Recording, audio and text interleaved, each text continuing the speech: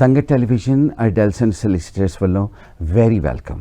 हर हफ्ते की तरह एक बार फिर तुहाडी सेवा दे फ्री राय देने वास्ते हाजिर हैं डैल्सन सॉलिसिटर्स की माहिर वकील दलजीत जी और मैं विकी गिल। डैल्सन सॉलिसिटर्स तुहाडी सेवा दे विच बिल्कुल फ्री एडवाइस देंदे और ये एडवाइस तुहानू एट द मोमेंट जो मिल रही है वो संगत टेलीविजन ते मिल रही है और जड़ा इन्हां दा ऑफिस है 17 स्कूल रोड हॉल ग्रीन उत्थे मिल रही है। मंडे टू फ्राइडे 9 बजे तो लैके 5 बजे दे विच तुसीं उत्थे गल कर सकते हो और संगत टेलीविजन ते तुसीं जड़ा टेलीफोन नंबर है उहदे ते टेलीफोन करके अपना नाम और अपना टेलीफोन नंबर छड्ड सकते हो। उत्थे व्हाट्सएप का नंबर भी है, व्हाट्सएप के नंबर ते तुसीं मैसेज छड्ड सकते हो, टेलीफोन भी कर सकते हो। दलजीत जी सत श्री अकाल। सत श्री अकाल विक्की, कैसी हैं? मैं ठीक है Vicky, thank you so much. Daljeet ji पिछले हफ्ते असीं जदों गल कर रहे सीगे तुसीं विल्स एंड प्रोबेट की गल कीती सी जी। विल्स एंड प्रोबेट ਦੇ ਵਿੱਚ ਕੀ ਡਿਫਰੈਂਸ ਹੁੰਦਾ ਹੈ? ਵਿਲ ਹੁੰਦੀ ਹੈ ਵਿਕੀ ਵਸੀਅਤ, ਜਿਹਨੂੰ ਆਪਾਂ ਪੰਜਾਬੀ ਦੇ ਵਿੱਚ ਵਸੀਅਤ ਕਹਿੰਦੇ ਹਾਂ ਜੀ। ਆਬਵੀਅਸਲੀ ਵਸੀਅਤ ਉਹ ਹੁੰਦੀ ਹੈ ਇੱਕ ਤਰ੍ਹਾਂ ਦੀ ਤੁਹਾਡੀ ਜਿਹੜੀ ਆਖਰੀ ਇੱਛਾ ਹੈ ਕਿ ਤੁਸੀਂ ਆਪਣੇ ਮਰਨ ਤੋਂ ਬਾਅਦ ਜੇ ਤੁਹਾਡੀਆਂ ਇਨਸਟਰਕਸ਼ਨਸ ਕੋਈ ਹੈਗੀਆਂ ਆ ਕਿ ਆਪਣਾ ਫਿਊਨਰਲ ਤੁਸੀਂ ਕਿਸ ਤਰ੍ਹਾਂ ਚਾਹੁੰਦੇ ਹੋ, ਤੁਹਾਡੀ ਪ੍ਰਾਪਰਟੀ ਉਹ ਕਿਸ ਨੂੰ ਦੇਣਾ ਚਾਹੁੰਦੇ ਹੋ, ਬੈਂਕ ਬੈਲੈਂਸ ਗੋਲਡ ਕਿਹਦੇ ਵਿੱਚ ਵੰਡਣਾ ਚਾਹੁੰਦੇ ਹੋ ਜਾਂ ਇੱਕ ਜਣੇ ਨੂੰ ਦੇਣਾ ਚਾਹੁੰਦੇ ਹੋ, ਹੈ ਨਾ, ਜੋ ਵੀ ਤੁਹਾਡੀ ਆਖਰੀ ਇੱਛਾ ਤੁਸੀਂ ਉਹ ਲਿਖ ਕੇ ਵਿਟਨੈਸ ਦੇ ਸਾਹਮਣੇ ਸਾਈਨ ਕਰ ਦਿਓ। ਉਹਨੂੰ ਆਪਾਂ ਵਸੀਅਤ ਦਾ ਨਾਮ ਵਿਲ ਕਹਿ ਦਿੰਦੇ ਇੰਗਲਿਸ਼ ਦੇ ਵਿੱਚ, ਠੀਕ ਹੈ ਨਾ। ਤੇ ਜਿਹੜੀ ਪ੍ਰੋਬੇਟ ਹੁੰਦੀ ਆ ਵਿਕੀ, ਪ੍ਰੋਬੇਟ ਉਹ ਹੁੰਦੀ ਆ, ਉਹ ਡਾਕੂਮੈਂਟ ਹੈ, ਇੱਕ ਅਥਾਰਟੀ ਆ ਜਿਹੜੀ ਉਸ ਬੰਦੇ ਨੇ ਇੱਕ ਇੰਡੀਵਿਜੂਅਲ ਜਾਂ ਗਰੁੱਪ ਆਫ ਪੀਪਲ ਅਪਲਾਈ ਕਰਦੇ ਆ ਕੋਰਟ ਨੂੰ ਹਾਂਜੀ ਟੂ ਡੀਲ ਵਿਦ ਜਿਹੜਾ ਮਰਿਆ ਹੋਇਆ ਬੰਦਾ ਹੈ, ਜਿਹੜਾ ਬੰਦਾ ਜਾ ਚੁੱਕਿਆ ਦੁਨੀਆ ਤੋਂ, ਹਾਂਜੀ, ਉਹਦੀ ਪ੍ਰਾਪਰਟੀ ਨਾਲ ਉਹਦੀ ਅਸਟੇਟ ਨੂੰ ਡੀਲ ਕਰਨ ਲਈ ਜਿਹੜੀ ਅਥਾਰਟੀ ਮਿਲਦੀ ਹੈ ਉਸ ਨੂੰ ਪ੍ਰੋਬੇਟ ਕਹਿੰਦੇ ਆ। ਅੱਛਾ ਜੀ। ਕਿ ਜੇ ਸਾਨੂੰ ਜਦੋਂ ਪ੍ਰੋਬੇਟ ਮਿਲ ਗਈ ਤਾਂ ਮਤਲਬ ਜੇ ਮੈਂ ਕਿਸੇ ਦੀ ਪ੍ਰਾਪਰਟੀ ਦੇ ਨਾਲ ਡੀਲ ਕਰਨ ਲਈ ਪ੍ਰੋਬੇਟ ਲਈ ਆ ਤਾਂ ਮੈਨੂੰ ਪ੍ਰੋਬੇਟ ਬੀਨ ਗ੍ਰਾਂਟਡ ਮੀਨਸ ਕਿ ਮੈਨੂੰ ਰਾਈਟ ਦਿੱਤਾ ਕੋਰਟ ਨੇ to deal with somebody's property. ਜਿਹੜਾ ਮਰਿਆ ਹੋਇਆ ਬੰਦਾ ਡਿਸੀਜ਼ਡ ਪਰਸਨ ਦੀ ਜਿਹੜੀ ਅਸਟੇਟ ਆ, ਉਹਨੂੰ ਲੀਗਲ ਭਾਸ਼ਾ ਦੇ ਵਿੱਚ ਅਸਟੇਟ ਕਹਿੰਦੇ ਆ, ਜਿਹੜਾ ਬੰਦਾ ਛੱਡ ਜਾਂਦਾ ਜੋ ਵੀ ਪਿੱਛੇ, ਉਸ ਸਟੇਟ ਦੇ ਨਾਲ ਡੀਲ ਕਰਨ ਲਈ ਜਿਹੜੀ ਅਥਾਰਟੀ ਮਿਲਦੀ ਆ ਉਹਨੂੰ ਪ੍ਰੋਬੇਟ ਕਿਹਾ ਜਾਂਦਾ ਹੈ ਜੀ, ਠੀਕ ਹੈ। ਪਰ ਜੇ ਜਿਹੜਾ ਮਰਨ ਵਾਲਾ ਆ, ਜਿਸ ਤਰ੍ਹਾਂ ਆਪਾਂ ਲਾਸਟ ਵੀਕ ਡਿਸਕਸ ਕੀਤਾ ਸੀ ਕਿ ਜਿਹੜੀ ਵਸੀਅਤ ਬਣਾਉਣੀ ਆ, ਵਿਲ ਬਣਾਉਣੀ ਹੈ, ਬਹੁਤ ਜ਼ਰੂਰੀ ਹੈ, ਠੀਕ ਹੈ, ਸਪੈਸ਼ਲੀ ਜੇ ਤੁਹਾਡੇ ਕੋਲ ਪ੍ਰਾਪਰਟੀ ਜਾਂ ਬੈਂਕ ਬੈਲੈਂਸ ਤੁਸੀਂ ਪਿੱਛੇ ਛੱਡ ਕੇ ਗਏ ਆ ਜੀ। ਤਾਂ ਜੇ ਮੋਸਟਲੀ ਹੁਣ ਜਿਹੜੇ ਆਪਣੇ ਬਜ਼ੁਰਗ ਆ 90% ਉਹਨਾਂ ਕੋਲ ਘਰ ਹੁੰਦੇ ਤਾਂ ਉਹਨਾਂ ਨੂੰ ਜ਼ਰੂਰੀ ਆ ਕਿ ਵਸੀਅਤ ਬਣਾਉਣ ਤਾਂ ਆਪਣੇ ਮਰਜ਼ੀ ਦੇ ਨਾਲ, ਉਹਨਾਂ ਦੀ ਮਰਜ਼ੀ ਦੇ ਮੁਤਾਬਕ ਉਹਨਾਂ ਦੀ ਜਿਹੜੀ ਪ੍ਰਾਪਰਟੀ ਅੱਗੇ ਡਿਸਪੋਜ਼ੇਬਲ ਕੀਤੀ ਜਾਏਗੀ। ਪਰ ਜੇ ਉਹਨਾਂ ਨੇ ਵਸੀਅਤ ਨਹੀਂ ਬਣਾਈ ਹੈਗੀ ਤਾਂ ਜਿਹੜਾ ਉਹਨਾਂ ਦਾ ਨੈਕਸਟ ਕਿਨ ਆ, ਮਤਲਬ ਉਹਨਾਂ ਦੀ ਔਲਾਦ ਆ, ਉਹਨਾਂ ਦੇ ਪੇਰੈਂਟਸ ਆ, ਉਹਨਾਂ ਦੀ ਵਾਈਫ ਆ, ਸਪਾਊਸ ਆ, ਹਸਬੈਂਡ ਆ, ਉਹਨਾਂ ਨੂੰ ਫਿਰ ਕੋਰਟ ਨੂੰ ਅਪਲਾਈ ਕਰਨਾ ਪੈਂਦਾ for letter of administration. Court ਦੇ ਥਰੂ ਫਿਰ ਉਹਨਾਂ ਦੀ ਜਿਹੜੀ ਵਸੀਅਤ ਹੈ ਉਹਦਾ ਡਿਸੀਜਨ ਹੁੰਦਾ ਹੈ। ਤੇ ਜੇ ਕੋਈ ਵੀ ਬੰਦਾ ਅਪਲਾਈ ਨਹੀਂ ਕਰਦਾ ਲੈਟਰ ਆਫ ਐਡਮਿਨਿਸਟ੍ਰੇਸ਼ਨ ਵਾਸਤੇ, ਉਹਨਾਂ ਦੀ ਪ੍ਰਾਪਰਟੀ ਨੂੰ ਡਿਸਪੋਜ਼ ਆਫ ਕਰਨ ਵਾਸਤੇ, ਤਾਂ ਫਿਰ ਉਹ ਜਿਹੜੀ ਉਹਨਾਂ ਦੀ ਪ੍ਰਾਪਰਟੀ ਆ, ਉਹਨਾਂ ਦੀ ਅਸਟੇਟ ਆ, ਸਾਰਾ ਕੁਝ ਉਹ ਫਰੀਜ਼ ਹੋ ਜਾਂਦਾ ਹੈ। ਤੁਸੀਂ ਜੋ ਮਰਜ਼ੀ ਕਹਿੰਦੇ ਰਹੋ, जैसी तरकड़ी वैसे बट्टे। साढ़े एशियन लोग जो हैं वो सोचते हैं कि एक बार विल बना लिए तो मतलब दी एंड साइन किते थे एंज, तो फिर जे विल ना बना के कोई बंदा मर जाता है, स्वर्गवास हो जाता है, तो ਉਹਦਾ ਕੀ ਨੁਕਸਾਨ ਹੋਏਗਾ? ਨਹੀਂ, ਨੁਕਸਾਨ ਇਹੀ ਆ ਫਿਰ ਤੁਹਾਡੀ ਮਰਜ਼ੀ ਨਾਲ ਨਹੀਂ ਪ੍ਰਾਪਰਟੀ ਡਿਸਪੋਜ਼ ਆਫ ਹੋਏਗੀ ਨਾ। ਤਾਂ ਉਹਦੀ ਤੁਹਾਡੀ ਮਰਜ਼ੀ ਨਾਲ ਪ੍ਰਾਪਰਟੀ ਦੀ ਡਿਸਟ੍ਰੀਬਿਊਸ਼ਨ ਜਾਂ ਮਨੀ ਜਿਹੜਾ ਤੁਹਾਡਾ ਜਿਹੜਾ ਸ਼ੇਅਰ ਨਹੀਂ ਹੋਏਗਾ, ਜਾਂ ਤੁਹਾਡੀ ਮਰਜ਼ੀ ਨਾਲ ਜਿਹਨੂੰ ਤੁਸੀਂ ਦੇਣਾ ਚਾਹੁੰਦੇ ਉਹਨੂੰ ਨਹੀਂ ਜਾਏਗਾ। ਅੱਛਾ ਜੀ। ਇਹ ਤਾਂ ਫਿਰ ਜਿਹੜੀ ਤੁਹਾਡੀ ਲੀਗਲ ਲਾਈਨ ਆ ਉਹਦੇ ਹਿਸਾਬ ਨਾਲ ਤੁਹਾਡੇ ਪੇਰੈਂਟਸ ਨੂੰ, ਤੁਹਾਡੇ ਸਪਾਊਸ ਹੁਣ ਕਈ ਲੋਕੀ ਨਾਲ ਰਹੀ ਜਾਂਦੇ ਆ, ਪਰ ਜਿਹੜਾ ਬੰਦਾ ਨਾਲ ਰਹਿ ਰਿਹਾ ਉਹਦਾ ਰਾਈਟ ਹੋਣਾ ਚਾਹੀਦਾ ਨਾ। ਯੈਸ। ਥਰਡ ਪਰਸਨ ਨੂੰ ਵੀ ਜਾ ਸਕਦੀ ਹੈ ਕਿਉਂਕਿ ਤੁਸੀਂ maybe you are not legally married, ਠੀਕ ਹੈ ਜੀ। ਤਾਂ ਜਿਹੜਾ ਫਿਰ ਉਹਦੇ ਵਿੱਚ ਰੌਲਾ ਵੀ ਪੈ ਸਕਦਾ, ਫੈਮਲੀਜ਼ ਦੇ ਵਿੱਚ ਫ੍ਰਿਕਸ਼ਨਸ ਵੀ ਹੋ ਸਕਦੀ ਹੈ। ਸੋ ਬੈਟਰ ਇਹ ਹੈ ਕਿ ਤੁਸੀਂ ਵਸੀਅਤ ਬਣਾ ਕੇ ਆਪਣੀ ਇੱਛਾ ਜ਼ਾਹਰ ਕਰੋ। ਤੁਸੀਂ ਜ਼ਰੂਰੀ ਨਹੀਂ ਕਿ ਆਪਣੀ ਉਮਰ ਹੋਈ ਹੋਵੇ ਤਾਂ ਹੀ ਆਪਾਂ ਵਸੀਅਤ ਬਣਾਉਣੀ ਹੈ। ਜਿਸ ਤਰ੍ਹਾਂ ਮੈਂ ਲਾਸਟ ਵੀਕ ਦੱਸਿਆ ਸੀ, ਈਵਨ ਮੀ ਐਂਡ ਯੂ, ਆਪਾਂ ਨੂੰ ਵੀ ਵਸੀਅਤ ਬਣਾਉਣੀ ਚਾਹੀਦੀ ਹੈ। ਐਬਸੋਲੂਟਲੀ, ਠੀਕ ਹੈ ਨਾ। ਏਜ ਇਜ਼ ਨੋ ਬਾਹਰ, ਕਿਉਂਕਿ ਸਪੈਸ਼ਲੀ ਹੁਣ ਆਫਟਰ ਦਿਸ COVID-19 ਸਿਚੁਏਸ਼ਨ ਜਿਹੜੀ ਹੋਈ ਆ, ਕਿੰਨੇ ਲੋਕਾਂ ਦੀ ਸਡਨ ਡੈਥ ਹੋਈ ਆ। That's right. ਐਂਡ ਬਹੁਤ ਸਾਰੇ ਸਾਡੇ ਕਲਾਇੰਟਸ ਆ ਜਿਨ੍ਹਾਂ ਦੀ ਵਸੀਅਤ ਬਣੀ ਹੋਈ ਸੀ, ਉਹਨਾਂ ਦੇ ਫੈਮਲੀਆਂ ਦੇ ਫੋਨ ਆਉਂਦੇ ਆ ਕਿ my father left will and ਤੁਸੀਂ ਉਹਨਾਂ ਦੀ ਵਿਲ ਵਸੀਅਤ ਬਣਾਈ ਸੀਗੀ, ਤਾਂ ਉਹਨਾਂ ਨੇ ਓਬਵੀਅਸਲੀ ਤੁਹਾਡੇ ਕੋਲ ਕਾਪੀ ਹੋਊਗੀ ਵਿਲ ਦੀ, ਸਾਨੂੰ ਦਿਓ ਜਾਂ ਜਿੱਦਾਂ ਵੀ, ਬਹੁਤ ਸਾਰੇ ਜਿਹੜੇ ਸਾਡੇ ਕਲਾਇੰਟ ਆ ਜਿਹੜੇ ਸਪੈਸ਼ਲੀ ਬਜ਼ੁਰਗ ਸੀ ਓਵਰ 50 ਵਾਲਾ ਉਹਨਾਂ ਦੀ ਡੈਥ ਹੋਈ ਹੈ। That's right, which is very very sad.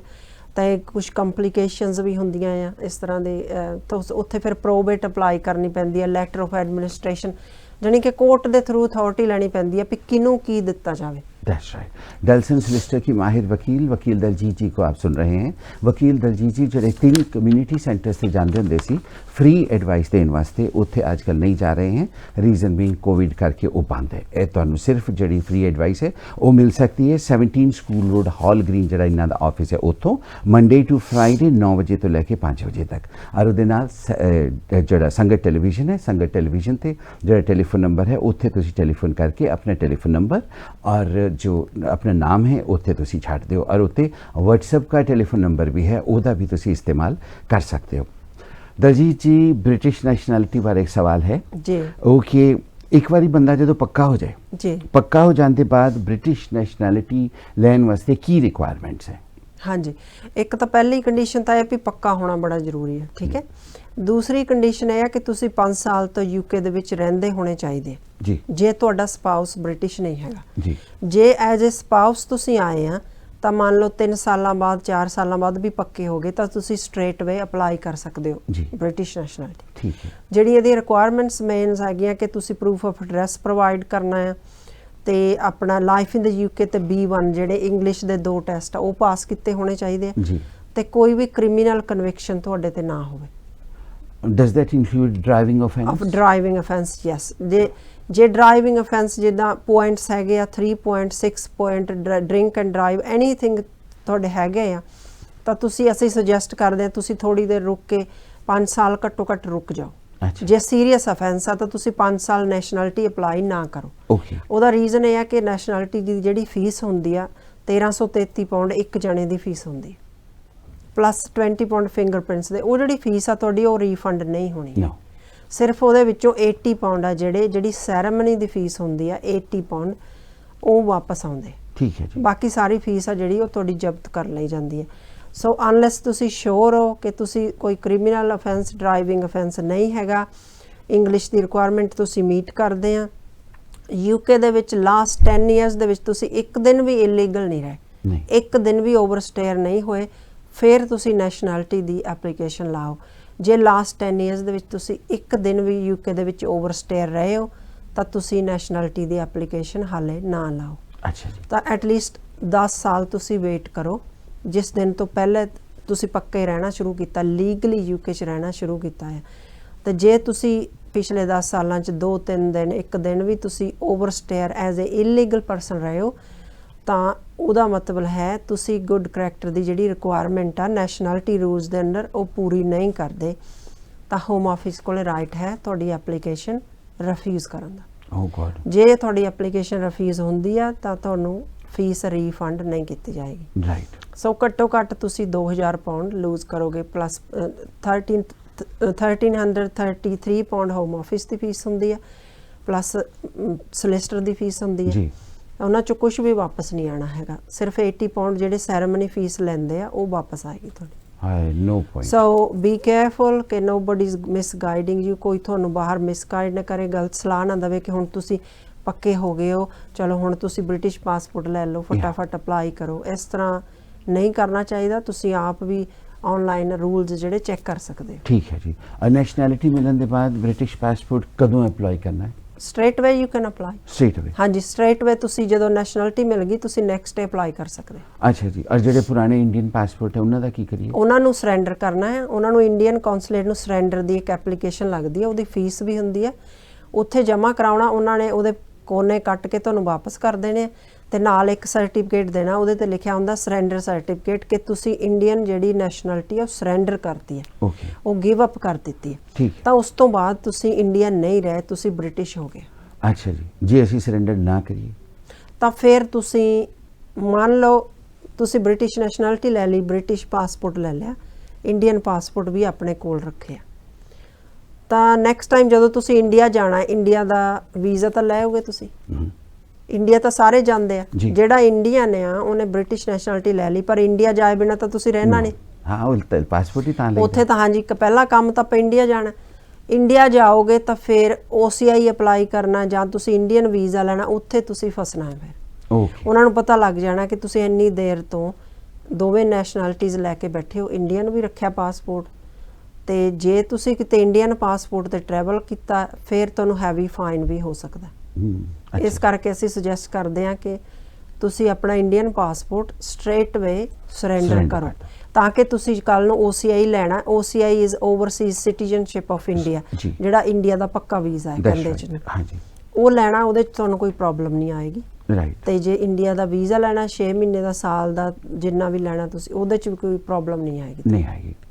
ਇਸ ਵਕਤ ਡੈਲਸਨ ਸਲਿਸਟਰ ਦੇ ਮਾਹਿਰ ਵਕੀਲ ਦਲਜੀਤ ਜੀ ਕੋਲੋਂ ਤੁਸੀਂ ਲੀਗਲ ਗਾਈਡੈਂਸ ਦੇ ਵਿੱਚ ਰਾਏ ਲੈ ਰਹੇ ਹੋ। ਤੁਸੀਂ ਵੀ ਕੁਝ ਵੀ ਪੁੱਛਣਾ ਚਾਹੋ, ਕਿਸੇ ਤਰ੍ਹਾਂ ਦਾ ਵੀ ਤੁਹਾਡਾ ਸਵਾਲ ਹੈ ਕਾਨੂੰਨ ਦਾ, ਉਹ ਤੁਸੀਂ ਸੰਗਤ ਟੈਲੀਵਿਜ਼ਨ ਦੇ ਰਿਸੈਪਸ਼ਨ ਤੇ ਟੈਲੀਫੋਨ ਕਰ ਸਕਦੇ ਹੋ, ਔਰ WhatsApp ਦਾ ਨੰਬਰ ਜਿਹੜਾ ਹੈ ਉੱਥੇ ਵੀ ਇਸਤੇਮਾਲ, ਤੁਸੀਂ ਉਹਦਾ ਵੀ ਇਸਤੇਮਾਲ ਕਰ ਸਕਦੇ ਹੋ। ਔਰ ਉਹਦੇ ਇਲਾਵਾ 17 School Road Hall Green Monday to Friday free advice ਵਾਸਤੇ ਆ ਸਕਦੇ ਹੋ, ਸਵੇਰੇ 9 ਵਜੇ ਤੋਂ ਲੈ ਕੇ 5 ਵਜੇ ਤੱਕ। ਥੋੜੇ ਦਿਨ ਪਹਿਲੇ ਅਸੀਂ ਵਿੰਡਰਸ਼ ਪਾਲਿਸੀ ਦੀ ਗੱਲ ਕਰ ਰਹੇ ਸੀ। ਜੀ ਵਿੰਡਰਸ਼ ਪਾਲਿਸੀ ਕੀ ਹੈ ਔਰ ਇਹਦਾ ਐਡਵਾਂਟੇਜ ਕੌਣ ਲੈ ਸਕਦਾ ਹੈ? ਜੀ ਵਿਕੀ, ਆਪਾਂ ਨੂੰ ਵਿੰਡਰਸ਼ ਪਾਲਿਸੀ ਦੀ ਓਬਵੀਅਸਲੀ ਹਿਸਟਰੀ ਦੇ ਵਿੱਚ ਤਾਂ ਆਪਾਂ ਨਾ ਜਾਈਏ, ਤਾਂ ਲੰਬੀ ਚੌੜੀ ਹਿਸਟਰੀ ਹੈ। ਇਹ ਕੁਝ ਲੋਕ ਆਏ ਸੀਗੇ ਜਿਹੜੇ 50s ਦੇ ਵਿੱਚ ਆਏ ਸੀ ਜਾਂ 70s ਦੇ ਵਿੱਚ ਆਏ ਸੀਗੇ, ਤਾਂ ਉਹ ਕਾਫੀ ਦੇਰ UK ਦੇ ਵਿੱਚ ਰਹੇ, ਪਰ ਉਹਨਾਂ ਕੋਲ ਕੋਈ ਡਾਕੂਮੈਂਟਸ ਨਹੀਂ ਹੈਗੇ ਸੀ। ਤਾਂ ਉਹਨਾਂ ਨੂੰ ਹੋਮ ਆਫਿਸ ਨੇ ਗਲਤੀ ਦੇ ਨਾਲ ਕਹਿ ਲਓ ਜਾਂ ਜਾਣ ਬੁੱਝ ਕੇ ਕਹਿ ਲਓ, ਉਹਨਾਂ ਨੂੰ ਡਿਪੋਰਟ ਕੀਤਾ। ਜਾਣੀ ਕਿ ਇੱਥੇ ਰਹਿੰਦੇ ਹੋਏ ਵੀ, ਕਿਉਂਕਿ ਉਹਨਾਂ ਨੇ ਕੋਈ ਡਾਕੂਮੈਂਟ ਅਪਲਾਈ ਨਹੀਂ ਕੀਤਾ, 50 ਇਅਰਸ ਦਾ 30 ਇਅਰਸ ਇੱਥੇ ਰਹਿਣ ਦੇ ਬਾਵਜੂਦ ਵੀ ਉਹਨਾਂ ਨੂੰ ਫੜ ਕੇ ਡਿਟੇਨ ਕੀਤਾ, ਡਿਪੋਰਟ ਕੀਤਾ।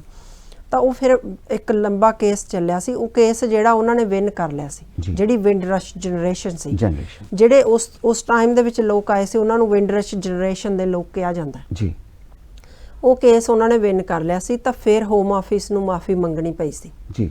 1 ਸਾਲ ਹੋ ਗਿਆ ਮੇਰੇ ਖਿਆਲ 'ਚ ਪਾਲਿਸੀ ਨੂੰ, maybe more than year. ਤਾਂ ਉਹ ਫਿਰ ਹੋਮ ਆਫਿਸ ਨੇ, ਜਿਹੜਾ ਹੋਮ ਸੈਕਟਰੀ ਸੀ ਉਸ ਵਕਤ, ਮਾਫੀ ਮੰਗੀ ਸੀ। ਤਾਂ ਉਹਨਾਂ ਨੇ ਇੱਕ ਪਾਲਿਸੀ ਸ਼ੁਰੂ ਕੀਤੀ ਹੈ, ਇੱਕ ਸਕੀਮ ਬਣਾਈ ਹੈ, ਜਿਹਦੇ ਵਿੱਚ ਵਿੰਡਰਸ਼ ਹੈਲਪਲਾਈਨ ਦੀ ਟੀਮ ਇੱਕ ਸੈੱਟ ਕੀਤੀ ਹੈ ਜੀ।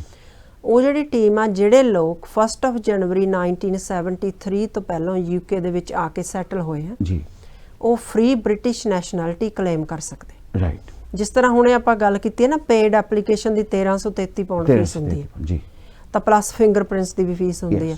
ਪਰ ਜਿਹੜੇ ਵਿੰਡਰਸ਼ ਜਨਰੇਸ਼ਨ ਦੇ ਲੋਕ ਆ, ਜਿਹੜੇ 1 ਜਨਵਰੀ 1973 ਤੋਂ ਪਹਿਲਾਂ ਆ ਕੇ UK ਦੇ ਵਿੱਚ ਸੈਟਲ ਹੋ ਗਏ ਆ, ਉਹਨਾਂ ਵਾਸਤੇ ਕੋਈ ਫੀਸ ਨਹੀਂ ਹੈ। ਪੋਸਟ ਕਰਨੀ ਐਪਲੀਕੇਸ਼ਨ ਫ੍ਰੀ ਪੋਸਟ ਆ, ਸਿਰਫ ਐਪਲੀਕੇਸ਼ਨ ਭਰ ਕੇ ਤੁਸੀਂ ਉਹਨਾਂ ਨੂੰ ਐਵੀਡੈਂਸ ਭੇਜ ਦੇਣਾ ਕਿ ਮੈਂ 1 ਜਨਵਰੀ 1973 ਤੋਂ ਪਹਿਲਾਂ ਇੱਥੇ ਆ ਗਿਆ ਸੀ। ਠੀਕ ਹੈ ਜੀ। ਤਾਂ ਉਹ ਤੁਹਾਨੂੰ ਫ੍ਰੀ ਨੈਸ਼ਨੈਲਿਟੀ ਦੇਣਗੇ। ਪਰ ਜੇ ਤੁਸੀਂ ਲੇਟਰ ਔਨ UK ਦੇ ਵਿੱਚ ਆਏ ਆ, ਵਿੱਚ ਦ ਡੈਡਲਾਈਨ ਜਿਹੜੀ ਹੈਗੀ ਆ, ਉਹ ਹੈਗੀ 31 ਦਸੰਬਰ 1988 ਜੀ। ਜੇ ਤੁਸੀਂ ਦਸੰਬਰ 1988 ਤੋਂ ਪਹਿਲਾਂ ਆਏ ਆ, ਤਾਂ ਤੁਸੀਂ ਫ੍ਰੀ BRP ਕਾਰਡ ਲੈ ਸਕਦੇ ਹੋ। ਰਾਈਟ। BRP ਕਾਰਡ ਹੁੰਦਾ ਬਾਇਓਮੈਟ੍ਰਿਕ ਰੈਜ਼ੀਡੈਂਸ ਪਰਮਿਟ ਜੀ। ਜਿੱਦਾਂ ਹੁਣ ਕਈ ਸਾਡੇ ਬਜ਼ੁਰਗ ਇੰਡੀਅਨ ਆ, ਉਹਨਾਂ ਕੋਲੇ 4-4 5-5 ਪਾਸਪੋਰਟ ਨੇ ਜੀ, ਉਹਨਾਂ ਕੋਲੇ ਕਾਰਡ ਨਹੀਂ ਹੁੰਦਾ। ਨੋ। ਤਾਂ ਸਟੈਂਪ ਪਿਛਲੇ ਪਾਸਪੋਰਟ ਤੇ ਲੱਗੀ ਹੋਈ ਹੈ, ਜਿਹੜਾ ਤੀਸਰਾ ਪਾਸ, ਉਸ ਤੋਂ ਬਾਅਦ ਉਹਨਾਂ ਨੇ 3 ਨਵੇਂ ਹੋਰ ਪਾਸਪੋਰਟ ਲੈ ਲਏ ਜਾਂ 2 ਨਵੇਂ ਹੋਰ ਇੰਡੀਅਨ ਪਾਸਪੋਰਟ ਲੈ ਲਏ। ਜਿਹੜੇ ਪਾਸਪੋਰਟ ਤੇ ਸਟੈਂਪ ਲੱਗੀ ਆ, ਉਸ ਤੋਂ ਬਾਅਦ ਉਹਨਾਂ ਦੇ ਜਿਹੜੇ ਫੀਚਰਸ ਆ ਕਾਫੀ ਚੇਂਜ ਹੋ ਚੁੱਕੇ। ਠੀਕ ਹੈ। ਉਦੋਂ ਉਹਨਾਂ ਦੇ ਦਾੜੀ ਚਿੱਟੀ ਨਹੀਂ ਸੀਗੀ, ਹੁਣ ਦਾੜੀ ਚਿੱਟੀ ਹੋ ਗਈ ਆ, ਜਾਂ ਬਾਲ ਚਿੱਟੇ ਹੋ ਗਏ, ਜਾਂ ਫੀਚਰਸ ਕਿਸੇ ਵੀ ਤਰ੍ਹਾਂ ਡੈਮੇਜ ਹੋ ਗਈਆਂ, ਕੁਝ ਵੀ ਹੋ ਗਿਆ ਹੈ। ਤਾਂ ਉਹ ਸਟੈਂਪ ਵਾਲੇ ਪਾਸਪੋਰਟ ਨਾਲ ਨਵੇਂ ਪਾਸਪੋਰਟ ਦੀ ਜਿਹੜੀ ਫੀਚਰਸ ਆ, ਉਹ ਤੁਹਾਡੀਆਂ ਮੈਚ ਨਹੀਂ ਕਰਦੀ। ਠੀਕ ਹੈ। ਤਾਂ ਫਿਰ ਉਹਦੇ ਵਿੱਚ ਟਰੈਵਲ ਕਰਨ ਦੇ ਵਿੱਚ ਤੁਹਾਨੂੰ ਡੈਫੀਨੇਟਲੀ ਪ੍ਰੋਬਲਮ ਆਏਗੀ। ਤਾਂ ਅਸੀਂ ਇਹੀ ਸੁਜੈਸਟ ਕਰਦੇ ਹਾਂ ਕਿ ਜੇ ਤੁਸੀਂ ਦਸੰਬਰ 88 ਤੋਂ ਪਹਿਲਾਂ ਦੇ ਆਏ ਆ, ਤਾਂ ਫ੍ਰੀ BRP ਕਾਰਡ ਲੈ ਲਓ। ਠੀਕ। ਤਾਂ ਉਹਦੇ ਨਾਲ ਤੁਸੀਂ ਸਾਰੇ ਇੰਡੀਅਨ ਪਾਸਪੋਰਟ ਕੈਰੀ ਨਹੀਂ ਕਰਨੇ ਪੈਂਦੇ ਜਦੋਂ ਤੁਸੀਂ ਟਰੈਵਲ ਕਰਨਾ ਆ।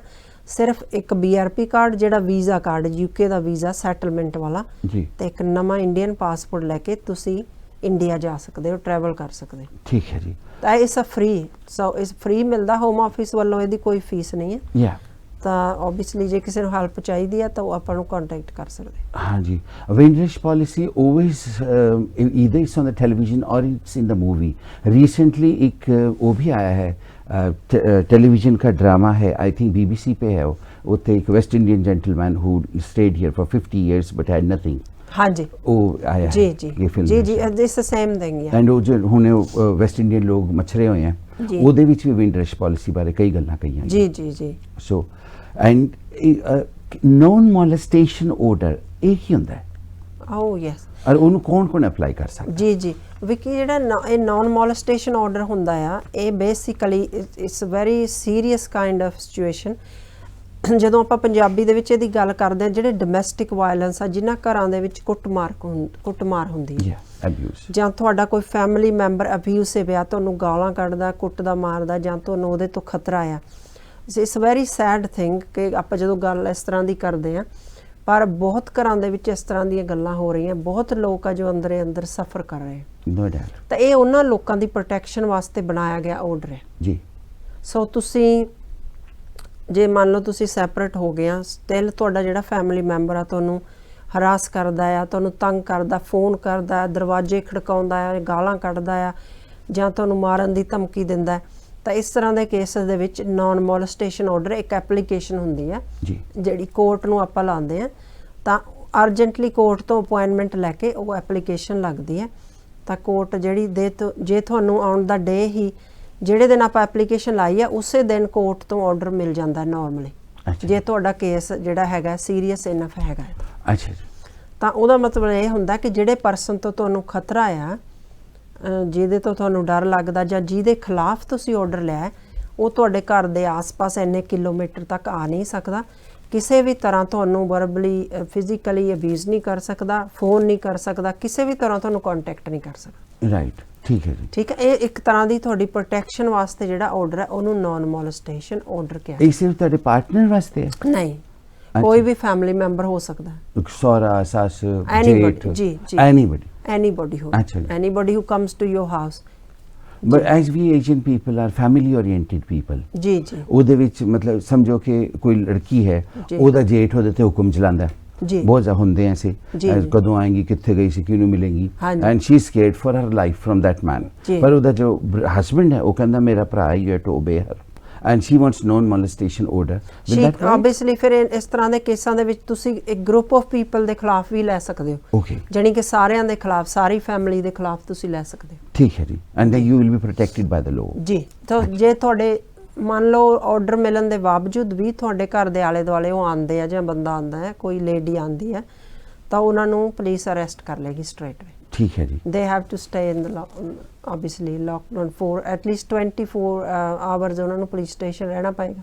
अच्छा जी, एक तरह ना लक्ष्मण रेखा खींच जाएगी। लक्ष्मण रेखा, लक्ष्मण रेखा खींच जाएगी। that's right, हाँ जी, लक्ष्मण रेखा ही है। संगत टेलीविजन ते जदों तुसी प्रोग्राम देख रहे होंदे, तुसी गुड संगत दे विच होंदे हो, and the law is here to protect you, our home office is here to look after you and protect you। डरन दी कोई जरूरत नहीं होंदी। हाले भी रस्ते खुले हैं इमिग्रेशन के भी और बाकी चीज़ां दे भी।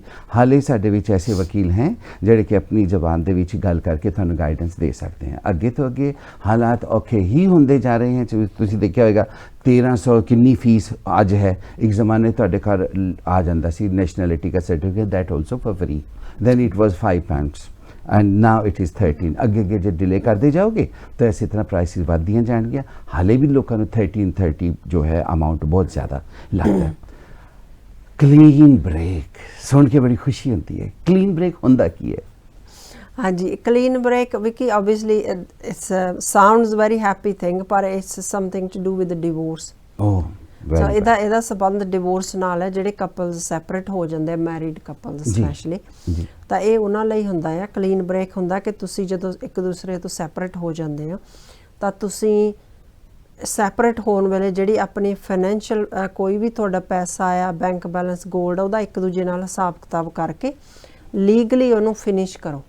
ਅੱਛਾ ਜੀ। ਉਹਨੂੰ ਕਲੀਨ ਬ੍ਰੇਕ ਕਹਿੰਦੇ ਆ। ਕਲੀਨ ਬ੍ਰੇਕ ਦਾ ਮਤਲਬ ਹੈ ਕਿ ਜਿਸ ਦਿਨ ਤੋਂ ਡਿਵੋਰਸ ਹੋ ਗਿਆ ਤੁਹਾਡਾ, ਉਸ ਦਿਨ ਤੋਂ ਬਾਅਦ ਤੁਸੀਂ ਇੱਕ ਦੂਜੇ ਤੇ ਤੁਹਾਡਾ ਕੋਈ ਹੱਕ ਨਹੀਂ। ਤੁਸੀਂ ਉਸ ਤੋਂ ਬਾਅਦ, ਡਿਵੋਰਸ ਤੋਂ ਬਾਅਦ, ਹਸਬੈਂਡ ਨੇ ਪ੍ਰਾਪਰਟੀ ਲੈ ਲਈ, ਜਾਂ ਉਹਨੇ ਜੌਬ ਕੀਤੀ, ਜਾਂ ਉਹਨੇ ਕੋਈ ਬਿਜ਼ਨਸ ਖੋਲ੍ਹਿਆ, ਉਹਦੇ ਤੇ ਤੁਹਾਡਾ ਕੋਈ ਰਾਈਟ ਨਹੀਂ ਹੈ, ਤੇ ਉਹਦਾ ਵੀ ਤੁਹਾਡੇ ਤੇ ਉਸ ਤੋਂ ਬਾਅਦ ਕੋਈ ਰਾਈਟ ਨਹੀਂ ਹੈ।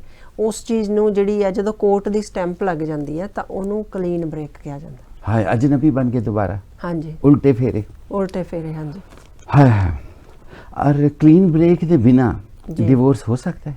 हाँ जी, ਡਿਵੋਰਸ ਹੋ ਸਕਦਾ ਹੈ, ਡਿਵੋਰਸ ਹੁੰਦਾ ਆ, ਬਟ ਨਹੀਂ ਹੋਣਾ ਚਾਹੀਦਾ। ਜੇ ਤੁਹਾਡੇ ਕੋਲ ਪ੍ਰੋਪਰਟੀ ਹੈ, ਜੇ ਤੁਹਾਡੇ ਕੋਲ ਪ੍ਰੋਪਰਟੀ ਜਾਂ ਕੁਝ ਵੀ ਹੈ ਨਹੀਂ ਹੈ, ਤੁਸੀਂ ਰੈਂਟ ਤੇ ਰਹਿੰਦੇ ਆ, ਤੁਸੀਂ ਮੂਵ ਆਊਟ ਹੋ ਗਏ, ਦੈਟਸ ਫਾਈਨ ਜੀ, ਤੁਸੀਂ ਡਿਵੋਰਸ ਕਰ ਲਓ, there is nothing for other party can come and get from you anyway. ਜੀ, ਪਰ ਜੇ ਤੁਹਾਡੇ ਕੋਲ ਹੈ, ਕੁਝ ਵੀ ਹੈ, ਤਾਂ ਦੂਸਰੀ ਪਾਰਟੀ ਕੋਲ ਹੈ, ਤਾਂ ਇਹ ਬੈਟਰ ਆ ਕਿ ਤੁਸੀਂ ਕਲੀਨ ब्रेक ਦੇ ਨਾਲ ਹੀ डिवोर्स करो। डिवोर्स करो, हाँ जी। ठीक है जी। हम नहीं चाहते कि कोई भी डिवोर्स करे। ये तुसीं ये ना सोचना कि डिवोर्स करने वास्ते गल्लां कीतियां जा रही हैं। हर कोई अपने घर जी। सुखी होके और पक्का होके रवे, उहदे वास्ते डेल्सन सोलिसिटर्स नूं कॉन्टैक्ट करे। और डेल्सन सोलिसिटर दे माहिर वकील दलजीत जी दे नाल गल करने वास्ते दो रास्ते हैं। पहला रास्ता संगत टेलीविजन देखा करो। संगत टेलीविजन का जो टेलीफोन नंबर है उहदे ते टेलीफोन करके अपना नाम और अपना टेलीफोन नंबर छड़ सकते हो। अपना सही नाम बहुत सारे लोग नहीं दसते, पर जड़ा ना तुसी दसदे हो उन्होंने कम से कम याद रखा करो, क्योंकि वकील साहब तुहानूं बाद विच टेलीफोन करनगे। उहदे अलावा व्हाट्सएप का टेलीफोन नंबर भी है, व्हाट्सएप के टेलीफोन नंबर का भी इस्तेमाल कर सकते हैं। टेलीफोन कर सकते हो या फिर उत्ते तुसी अपना मैसेज भी छड़ सकते हो। और उहदे अलावा जब तक तुसी जानते हो कि अजकल कोविड करके वो जड़े कम्यूनिटी सेंटर सीगे उत्थे नहीं जाया जा रहा, क्योंकि वो बंद है। एक रस्ता होर है जिथे तुसी जाके बिल्कुल फ्री राय लै सकते हो। मंडे टू फ्राइडे सवेरे 9 बजे तो लैके 5 बजे तक 17 school road hall green address है, तुसी उत्थे भी जा सकते हो। कोई भी तुहानूं किसी तरह की कोई गल कवे, रात नूं तुहानूं फिकर लग्या होया, दिल धड़क रहा, बुरा हाल हो रहा है, वकील साहब को टेलीफोन करो, आराम दे नाल सोवो। ये कंट्री तड़फण वास्ते नहीं है, हर कोई चैन सुकून नाल रहिंदा है। और उहदे वास्ते कानून मदद करदा तुहाडी, और जिहड़े माहिर वकील हैं वो भी मदद करते हैं। दलजीत जी, होम राइट्स रजिस्ट्रेशन एक ही होंदी है? हाँ जी, होम राइट्स रजिस्ट्रेशन भी होंदी है बिकी जदों कपल सैपरेट हो जाते हैं। भी it's something to do with family law. तो जदों हस्बैंड वाइफ मान लो सैपरेट हो जाते हैं, तो जिहड़ी प्रॉपर्टी है मान लो हस्बैंड के नाम ते है जी, तो वाइफ है जिहड़ी वो अपने होम राइट्स जिहड़े आ वो रजिस्टर करा सकदी है। ठीक है। ये सिंपल जी एप्लीकेशन होंदी है। लैंड रजिस्ट्री नूं तुसीं एप्लीकेशन भेजनी है, इहदी कोई फीस नहीं होंदी। राइट। तो उस एप्लीकेशन तो बाद जिहड़ा तुहाडा स्पाउस है वो प्रॉपर्टी नूं वेच नहीं सकदा, ट्रांसफर नहीं कर सकदा और रीमोर्गेज नहीं कर सकदा, जानी कि उहदे ते लोन नहीं लै सकदा। जी, तुहाडा जिहड़े राइट्स है वो रजिस्टर हो जांदे, जानी कि तुहाडे जिहड़े उस प्रॉपर्टी दे विच तुहाडे राइट्स ने ना उस घर दे विच, इस करके इस नूं होम राइट्स रजिस्ट्रेशन कहंदे। ठीक है जी। उस घर दे विच जिहड़े राइट्स तुहाडे हैगे वो पक्के हो जांदे, ठीक है। क्योंकि तुहाडी इजाजत तो बिना, तुहाडी कंसेंट ऑर्डर तो बिना वो जिहड़ी प्रॉपर्टी है अगे ट्रांसफर जां बेची नहीं जाओ, नहीं जाएगी। ठीक है जी। इस नूं फिर होम राइट्स असीं ही सलाह दिंदे कि जदों जे तुसीं अपने स्पाउस तो सैपरेट हो गए, प्रॉपर्टी तुहाडे स्पाउस दे नाम है, तो बेशक तुसीं लड़ाई झगड़ा करे तो बगैर सैपरेट होए हो, जिस तरह मर्जी होए हो, पर तुहानूं होम राइट्स की जिहड़ी रजिस्ट्रेशन आ कर लैनी चाहिए। कर लेनी चाहिए। क्योंकि जे तुसीं नहीं करदे इहदा नुकसान की है वो मैं तुहानूं ब्रीफली दस दिंदी हां जी। जे तुसीं तुहाडे हस्बैंड के नाम ते जां वाइफ के नाम ते प्रॉपर्टी आ, तुसीं बिना कुछ कीते उत्थों निकल गए and then you left it, obviously उन्होंने प्रॉपर्टी ते लोन भी लै सकते हैं, प्रॉपर्टी वेच भी सकते हैं, वेच के होर घर लै सकते हैं। उहदे ते तुहाडा जिहड़ा हक होएगा जां नहीं हैगा ये कोर्ट डिसाइड करेगी फिर। ठीक है जी। तो कोर्ट जाण वास्ते तुहानूं काफ़ी पैसा देना पैंदा, क्योंकि जिहड़े इस तरह के मैटर प्रॉपर्टी मैटर्स लई लीगल एड नहीं मिलती। ये जिहड़े प्राइवेटली पेड मैटर्स हुंदे आ, सोलिसिटर दी फीस भी काफ़ी हुंदी है। कोर्ट दे विच जिहड़ा टाइम खराब हुंदा है, स्ट्रैसफुल हुंदा जिहड़ा, वो तुहानूं सारिआं नूं पता ही है जी, कि तुसीं काम छड्ड के कोर्ट दी हीयरिंग अटैंड करदे हो, सोलिसिटरां दी फीस दिंदे हो, किन्ना टाइम तुहाडा किन्ना पैसा जाया हुंदा है। जी। ऑलमोस्ट तुहाडी जिहड़ी लाइफ दी सेविंग है सारी खत्म हो सकदी है। तो इस तरह दी गल्लां तो बचण लई जरूरी है कि तुसीं अपने जिहड़े राइट्स आ वो रजिस्टर करो, प्रॉपर सलाह दे नाल तुसीं चलो, तो ये बैटर होगा, दोनों पार्टियां लई बैटर होएगा। ठीक है जी। ਇਹਦੇ ਇਲਾਵਾ ਤੁਸੀਂ ਹੋਰ ਕੁਝ ਕਹਿਣਾ ਚਾਹੋ ਲੋਕਾਂ ਨੂੰ ਸਲਾਹ ਦੇਣ ਵਾਸਤੇ ਕਿ ਭਈ ਆਪਣੇ ਘਰ ਬਣਾ ਕੇ ਰੱਖੋ, ਕਿਹੜਾ ਨੁਕਸਾਨ ਹੁੰਦਾ ਤੋੜਨ ਦੇ ਨਾਲ?